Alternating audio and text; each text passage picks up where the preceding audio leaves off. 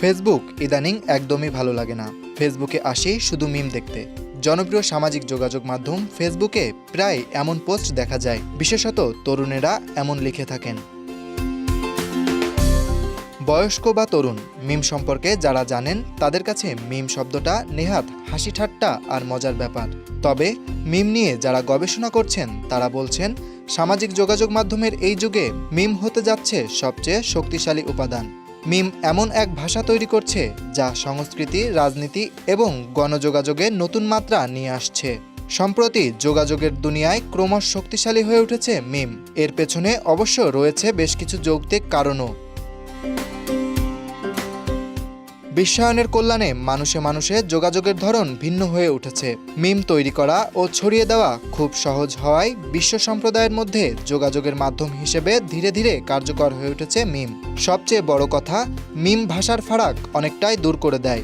কিছুটা প্রযুক্তি, সঙ্গে বুদ্ধিমত্তা এবং অল্প সময়ে যোগাযোগের সুবিধার কারণে মিম নতুন প্রজন্মের কাছে এখন বেশ জনপ্রিয়।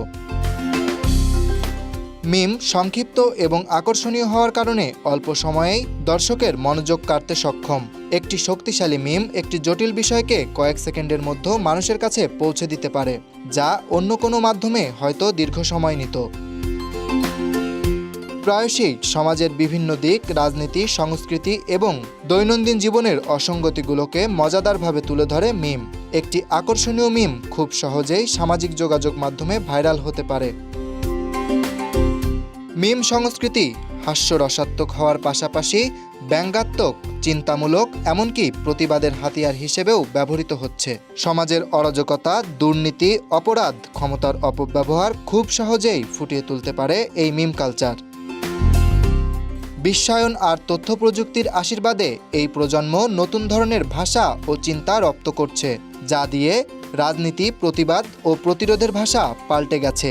এমনকি জুলাই অভ্যুত্থানে মিমের ব্যবহার ছিল একটি উল্লেখযোগ্য ঘটনা। রাজনৈতিক বার্তা প্রচার, জনমত গঠন, প্রতিবাদ এবং প্রতিরোধের মাধ্যম সহ দ্রুত তথ্য প্রচারের জন্য ব্যবহৃত হয়েছে মিম। এ সময় সরকার এবং রাজনৈতিক নেতাদের সমালোচনা করার জন্য মিমগুলো একটি কার্যকর মাধ্যম হিসেবে ব্যবহৃত হয়েছে।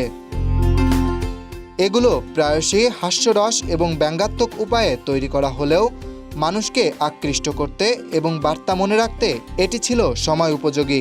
তখন মিমগুলো সামাজিক যোগাযোগ মাধ্যমে ভাইরাল হওয়ার কারণে এগুলো দ্রুত লক্ষ লক্ষ মানুষের কাছে পৌঁছে যায় এবং জনমতকে প্রভাবিত করে।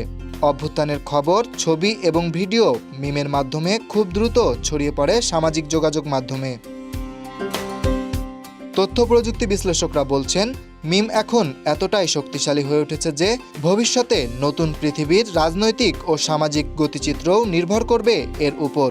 হয়তো সেদিন আর বেশি দেরি নেই। Dhaka express, desk report.